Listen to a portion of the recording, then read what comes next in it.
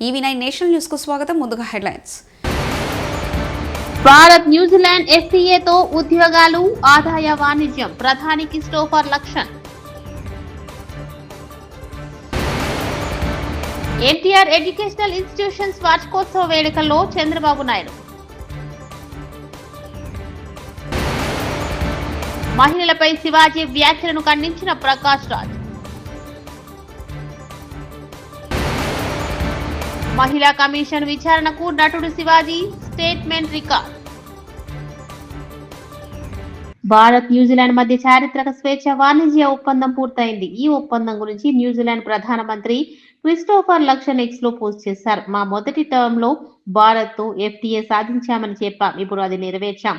ఈ land mark ఒప్పందం 1.4 billion భారతీయ కన్స్యూమర్లకు తలుపులు తెరిచి మరిన్ని ఉద్యోగాలు, ఎక్కువ ఆదాయాలు, ఎక్కువ ఎగుమతులు తెస్తోందని పేర్కొన్నారు. ఎడ్యుకేషనల్ ఇన్స్టిట్యూషన్ వార్షికోత్సవ వేడుకల్లో పాల్గొన్న ముఖ్యమంత్రి శ్రీ నారా చంద్రబాబు నాయుడు.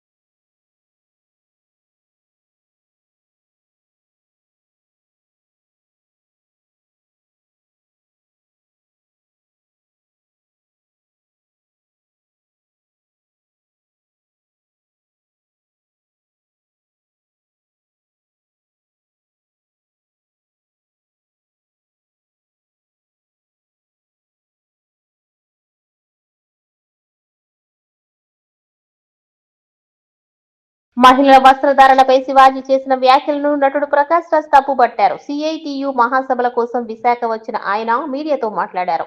మహిళలకు తరతరాలుగా పురుషుల వల్ల అన్యాయం జరుగుతోందన్నారు. ఒక వేదికపై అభిప్రాయాలు వ్యక్తపరిచేటప్పుడు జాగ్రత్తగా మాట్లాడాలని సూచించారు. అనసూయను తాను సపోర్ట్ చేస్తానని తెలియజేశారు. ఐబొమ్మ రవి దొంగతనం చేశారని, అది ముమ్మాటికి తప్పని ప్రకాష్ రాజ్ అన్నారు. ఒక పెద్ద దొంగే మహాప్రభు అయ్యాడు ఈ దేశానికి. అలానే అందరూ దొంగలే ఉంటే ఇంకేమవ్వాలి దేశం. సమర్థించడం ఏంటంటే అంత చెత్తగా మాట్లాడితే ఒక భాష ఏంటి? ఆడవాళ్ళంటే ఏమనుకుంటున్నారు మీరు? మీలో ఉన్నదే బయట వస్తుంది. అదేంటా మాటలు, అదేంటా అహంకారం, అదేంటి ఆడాళ్ళని ఈడుతని. ఇవాళ ఆడవాళ్ళకి అన్యాయం ఎవరి నుంచి జరుగుతుంది? మగాళ్ళే కదా, తరతరాలుగా మనమే చేస్తున్నది కదా. మీరు ఒక వేదిక మీద మాట్లాడుతున్నప్పుడు మీకు ఉండాలి.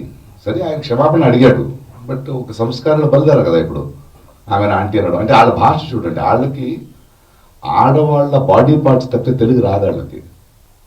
వాళ్ళ బాడీ పార్ట్సే మాట్లాడతారు.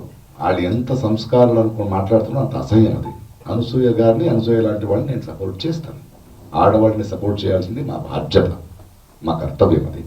శివాజీ గారు కానీ ఎవరు కానీ ఒక వేదిక మీద మాట్లాడేటప్పుడు ఒళ్ళు దగ్గర పెట్టుకుని, మీకు ఒక వేదిక ఎందుకు ఇచ్చారు?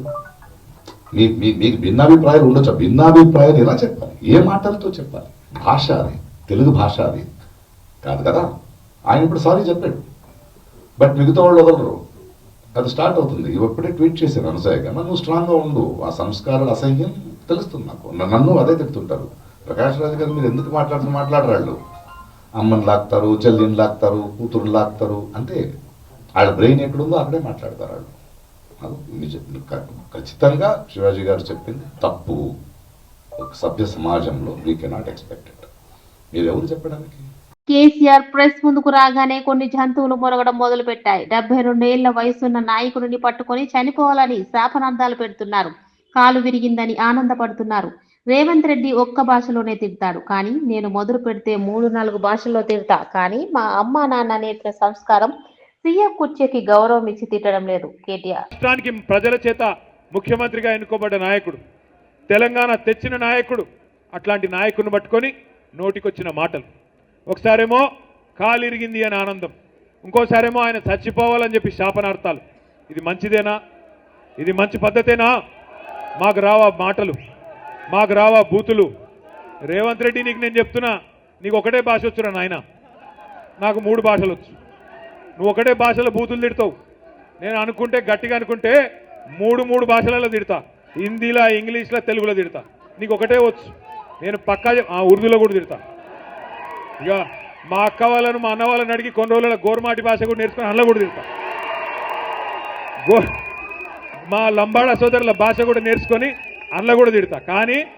కానీ ఇప్పుడు నువ్వు కూర్చున్న పదవి, దానికి గౌరవం ఇచ్చి మాట్లాడతలేవు. ఎందుకంటే నీకంటే ఎక్కువ వచ్చు భాష, నీకంటే ఎక్కువ తిట్లొచ్చు. కానీ మా అమ్మ నాయన నన్ను సంస్కారంతో పెంచారు. నిన్ను ఎట్లా పెంచారో నాకు ఎరకలేదు. అవి ఏం మాటలు, ఏం భాష? శివాజీ బుద్ధ భవన్ లో మహిళా కమిషన్ ఎదుట విచారణకు హాజరయ్యారు. హీరోయిన్స్ ను ఉద్దేశించి శివాజీ చేసిన అభ్యంతర వ్యాఖ్యలు తీవ్ర దుమారాన్ని రేపాయి. ఈ అంశాన్ని సుమోటోగా స్వీకరించిన మహిళా కమిషన్ వివరణ ఇవ్వాలని శివాజీకి నోటీసులు ఇచ్చిన విషయం తెలిసిందే. దీంతో విచారణకు హాజరైన శివాజీ ఆ వ్యాఖ్యలపై వివరణ ఇచ్చారు. శివాజీ స్టేట్మెంట్ ను మహిళా కమిషన్ రికార్డ్ చేసుకుంది. ఇప్పటికీ ఈ అంశంపై సోషల్ మీడియా వేదికగా శివాజీ క్షమాపణలు చెప్పారు. నాకు అర్థమైంది ఏంటంటే, సలహాలు ఇవ్వటం మానుకోవాలి, సలహాలు ఇవ్వటం, మంచి మాటలు చెప్పటం మానుకోవాలి. ఎవరిదాడికి తెలుసు. ఇక్కడ ఒక్క నిమిషం, అదే చెప్తాను. ఒక్క నిమిషం అమ్మా, నేను చెప్పాలనుకుని చెప్పనండి. మళ్ళీ అంటే నేను అనేది దీన్ని ఇంతటితో ముగించుదామని, ఈ డిస్కషన్ ఇంతటితో ముగిద్దామని చెప్తున్నా. ఎవరి అభిప్రాయాలు వాళ్ళకి తెలుసు. ఇక్కడ మంచి మాటలు చెప్పాను, చెడ్డ మాటలు చెప్పాను అనే దానికి బ్యారియర్ లేదు. Very clear.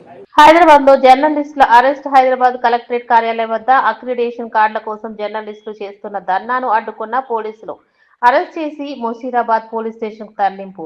Musheerabad police station కు వెళ్లి మీడియాతో మాట్లాడుతున్న మాజీ ప్రెస్ అకాడమీ చైర్మన్ అల్లం నారాయణ, మీరు రాజకీయం చేస్తున్నారు, శ్రీనివాస్ రెడ్డి గారు రాజకీయాలు చేస్తున్నారని మమ్మల్ని అనకండి. వాళ్ళని విడిచిపెడదాం. ఇది జర్నలిస్టుల హక్కు. ఈ హక్కును రేవంత్ రెడ్డి గారు జాగ్రత్తగా గమనించండి. ఇది మా హక్కు, మేము సాధించుకున్న హక్కు. సాధించుకున్న హక్కును తీసుకోకండి. మీరు కొత్తగా ఇవ్వకండి, మాకేం అవసరం లేదు కావచ్చు. మీరు ఎన్ని వాగ్దానాలు చేసిరో ఆ వాగ్దానాల గురించి మేమేం అనడం లేదు కదా. కానీ ఒకసారి T50 జీవోలో ఏం జరుగుతున్నదో మీరు గమనించండి. మంత్రి కానీ, సమాచార శాఖ మంత్రి పొంగులేటి శ్రీనివాసరెడ్డి గారు కానీ, అట్లాగే ముఖ్యమంత్రి రేవంత్ రెడ్డి గారు కానీ దీన్ని చూడండి. ఇది రాజకీయం కాదు, ఇది జర్నలిస్టుల హక్కులు. మాట్లాడే ఎవ్రీ రైట్ మాకు ఈ జర్నలిస్టుల గురించి మాట్లాడమే.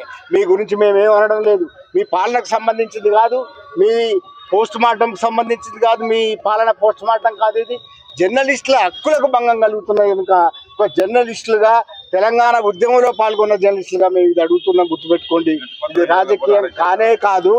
ముఖ్యమంత్రి ప్రత్యేకంగా జోక్యం చేసుకుని, రేవంత్ రెడ్డి గారు ప్రత్యేకంగా జోక్యం చేసుకొని, సమాచార శాఖ మంత్రి పొంగులేటి శ్రీనివాసరెడ్డి గారు ప్రత్యేకంగా జోక్యం చేసుకొని దీన్ని నివారించాలి. 252 జీవో అనే దాని వల్ల 10,000 వరకు తగ్గించి మీరు ఇద్దామనుకుంటున్నారు. అది చెల్లదు. డెస్క్ జర్నలిస్టులకు కూడా అక్రిడేషన్ కార్డులే ఇవ్వాలి. మీడియా కార్డులు అనే విభజన రాకూడదు. అట్లాగే నియోజకవర్గ స్థాయిలో విలేకరులకు కూడా ఇవ్వాలి. ఇంతకు ముందున్న 23,000 అక్రిడేషన్లు అట్లాగే కొనసాగించాలని డిమాండ్ చేస్తున్నాం. ఈ డిమాండ్ చేస్తే కనీసం మీరు 7వ హామీ ఇచ్చినారు, ఆ 7వ హామీ తుంగలో దొక్కి ప్రజాస్వామ్యంలో మేము జర్నలిస్టులం ఒక వినతి పత్రం ఇస్తాం కలెక్టర్ అంటే మా వాళ్ళని అరెస్ట్ చేసి ముషీరాబాద్కు తీసుకొచ్చినారు. ఇది సబబు కాదు. ముఖ్యమంత్రి గారు గమనించండి, ఇది సబబు కాదు. భారత్ న్యూజిలాండ్ ఎఫ్టీఏతో ఉద్యోగాలు, ఆదాయ వాణిజ్యం ప్రధాని క్రిస్టోఫర్ లక్షన్. ఎన్టీఆర్ ఎడ్యుకేషనల్ ఇన్స్టిట్యూషన్స్ వార్షికోత్సవ వేడుకల్లో చంద్రబాబు నాయుడు. మహిళలపై శివాజీ వ్యాఖ్యలను ఖండించిన ప్రకాష్ రాజ్. మహిళా కమిషన్ విచారణకు నటుడు శివాజీ స్టేట్మెంట్ రికార్డ్. ఇవి బులెటిన్ విశేషాలు. చూస్తూనే ఉండండి EV9 నేషనల్ న్యూస్.